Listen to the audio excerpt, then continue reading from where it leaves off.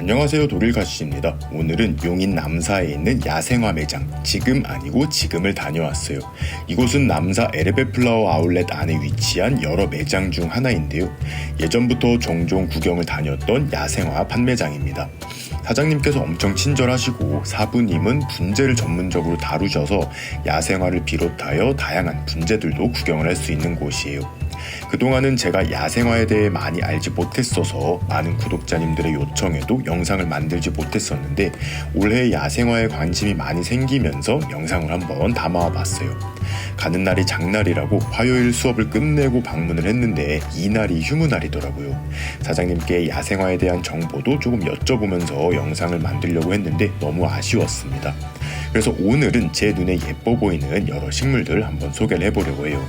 좋아요와 댓글은 채널 활성화에 큰 도움이 되니 꼭 한 번씩 눌러주시면 감사하겠습니다. 첫 번째 식물은 청자보예요. 연산회라고도 불리는 이 식물은 제가 요즘 특히 관심을 갖고 있는 식물이에요. 성장이 굉장히 느린 식물로 유명합니다. 1년에 1cm 내외로 자랄 만큼 성장이 느린데 그렇기 때문에 오랜 기간 자리 차지를 하지 않고 키워갈 수가 있어요. 작은 화분이 2, 3년생으로 2만원이고 10년 이상 된 개체들은 15만원인데요. 10년 정도 자란 개체도 주먹만 하니 귀엽습니다. 공부를 조금 더 한 뒤 작은 아이로 데려와서 한번 키워보려고 해요. 옆에는 다양한 동백이 꽃을 피울 준비를 하고 있어요. 이미 꽃을 피운 백동백도 보이고요. 그 중에서도 컵동백이라는 품종이 눈에 들어왔습니다. 잎이 소주잔처럼 생겼어요. 너무 신기하죠? 잎이 돌연변이로 자라나온 동백인 듯 합니다. 꽃은 어떤 식으로 피울지는 모르겠지만 잎만으로도 특이하고 예쁜 것 같아요. 아직 집에서 동백을 제대로 꽃 피워본 적이 없어서 눈으로만 감상하고 돌아왔습니다. 동백을 좋아하시는 분들은 바로 사러 가실 수도 있을 것 같아요. 오늘 처음 본 황금초라는 식물입니다. 초록색 잎에 연두색 무늬가 들어가 있어서 굉장히 화려해 보여요. 생명의 약초라고 부를 정도로 약효가 있는 식물이라고 하는데요. 녹즙이나 쌈으로 주로 활용을 할 수 있습니다. 청명하고 화려한 모습을 가지고 있지만 추위에 약해서 겨울에도 17도 이상은 유지를 해주어야 해요. 베란다 한켠에 키우면 포인트 식물로 제 역할을 톡톡히 해줄 것 같습니다. 품종 등록이 되어 있어서 무단 삽목이 금지되어 있는 식물 중 하나예요.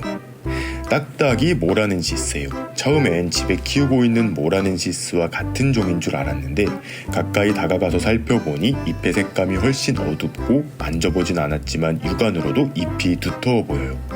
모라넨시스도 벌레잡이 제비꽃의 한 품종으로 중형종에 속하거든요. 에셀리아나에 준해서 키우면 무난히 자라고 역시 여러 포기를 밭대기로 키우면 정말 멋있어요. 에셀리아나보다 덩치가 커서 확실히 날벌레를 더 잘 잡아줍니다. 베란다에 뿌리파리가 자주 생기는 분들은 모라넨시스를 꼭 한번 키워보세요. 잎이 꼬불꼬불하게 자라는 복륜 비비추예요. 홍천 정원에 키우는 초미니 비비추랑 비슷해 보이는데 잎이 꼬불꼬불한 품종이에요. 비비추들은 추운 홍천의 겨울도 잘 견뎌내거든요.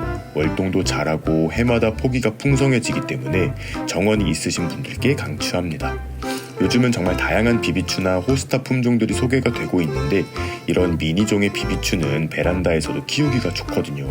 야트막한 자기 화분에 심으면 최고입니다. 콜레우스도 있어요. 마카노피라는 품종인데 저는 처음 접하는 종류예요. 진천 온실에는 약간 밝은 색감을 가진 콜레우스들이 많은데 얘는 강렬한 붉은색이 정말 매력적입니다. 더하여 잎의 엠보싱도 다른 품종들에 비해 도드라져서 잎이 더 두터워 보이고 싱그러워 보여요. 워낙 강건하고 성장도 빠른 식물이라 외목대 토피어리 수형으로 만들어내기가 쉽습니다.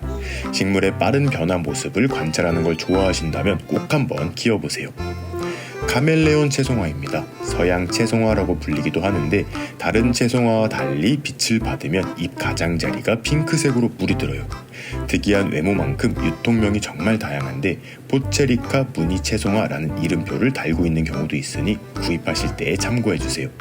키우기 자체는 어렵지 않지만 추위에 다소 약하기 때문에 겨울에는 어느 정도 난방이 되는 베란다에 두거나 실내로 들이셔야 합니다. 여러분, 이렇게 오래 키운 분재형 아이비 보신 적 있으신가요? 얘는 예전부터 쉽게 볼 수 있는 하트 아이비 품종인데 분재처럼 목대를 굵게 키워낼 수도 있습니다. 너무 멋있는 모습이라 카메라에 담아보았어요. 요즘 꽃시장을 방문하면 정말 특이하고 예쁜 무늬를 가진 아이비 품종들이 보이는데 덩굴을 길고 풍성하게 키워도 예쁘지만 이런 식으로 목대 위주로 굵게 분재 수영으로 키워도 멋진 것 같아요. 저도 한번 도전해보려고 생각하고 있습니다. 제가 정말 좋아하는 온시디움 환타지아가 있었어요. 가격은 일반적인 환타지아들에 비해 살짝 비싼 편이었는데 흰색 꽃을 피우는 신품종인 것 같아요. 저는 아직 흰 꽃을 피우는 환타지아를 본 적은 없거든요. 크림색을 가진 개체들은 보았는데 진짜 흰 꽃을 피우면 바로 구입을 할 예정이에요. 2-3주 뒤면 개화를 할 것 같은데 그때 한번 다시 방문을 하려고 합니다. 꽃도 귀엽고 예쁜데 향기도 정말 좋거든요. 집에 키우는 환타지아도 조만간 꽃을 피울 것 같은데 곧 소식 전해드리도록 하겠습니다. 무늬털 머위입니다. 저는 초록잎에 형광노랑 점박이 무늬가 들어간 반딧불이 머위를 좋아하는데 얘처럼 크린색 무늬가 들어간 것도 너무 예쁜 것 같아요. 어릴 땐 잎이 조그마해도 잘 키워서 대품이 되면 잎이 손바닥만하게 커지거든요. 큰 개체들의 경우 꽃봉오리까지 달고 있습니다. 경험상 보통 추워지기 시작하는 가을부터 겨울에 꽃을 피우는데 노란색 국화 같은 아름다운 꽃을 피워줍니다. 역시 추위에는 다소 약해서 노지 월동은 피하는 것이 좋아요. 무화과 나무에도 무늬종이 있습니다. 생각보다 베란다에서 무화과를 키우시는 분들이 많으시더라고요. 삽목도 굉장히 잘 되고 강건해서 키우기도 쉽다고 해요. 조건만 잘 맞으면 집에서도 열매를 잘 맺어주는데 과일을 좋아하시는 분들은 한번 도전해보셔도 좋을 것 같아요. 열매, 정확히는 꽃에도 무늬가 생긴다고 해서 더 눈길이 갔던 식물이에요. 무늬치자 삽목묘목입니다. 이 치자가 향기가 정말 좋거든요. 꽃도 예쁘고 열매는 노란색 염료로도 활용이 되는 일당백 식물입니다. 저도 이 치자꽃 향기가 너무 좋아서 몇 번 도전했는데 매번 실패를 했거든요. 데려올까 100번은 고민하다가 일단은 보류해 두었습니다. 지금은 작은 삽목묘지만 몇 년 더 성장하여 꽃까지 피우면 진짜 멋진 나무가 될 것 같아요. 애기감나무라고 부르기도 하는 노아씨예요. 계절이 계절이니만큼 작고 반짝이는 영롱한 감을 달고 있어요. 진천 온실에도 두 그루를 키우고 있는데 아직 열매를 보진 못했거든요.